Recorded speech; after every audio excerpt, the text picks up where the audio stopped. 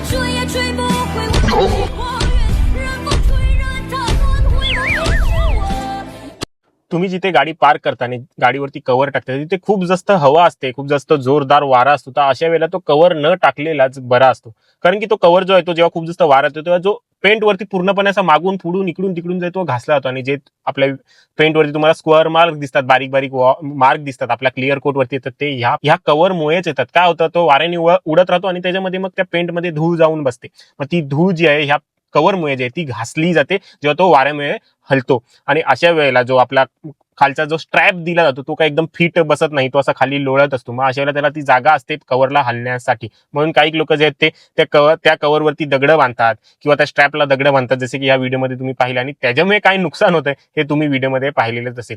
Cover गाडीवरती लावणं चांगली गोष्ट आहे, परंतु जर तुमची गाडी इंडोअर मध्ये म्हणजे जिथे वारा नाहीये, बंद पार्किंग आहे, अशा वेळेला तुम्ही कव्हर लावते तर ठीक आहे. परंतु ओपन पार्किंग मध्ये मेन रोड वरती तुम्ही गाडी पार्क करताय आणि तिकडनं येणारा रहदारी वगैरे खूप जास्त आहे आणि वारा वगैरे सतत असतो, अशा जागेवरती कव्हर न लावलेलाच बरा असतो.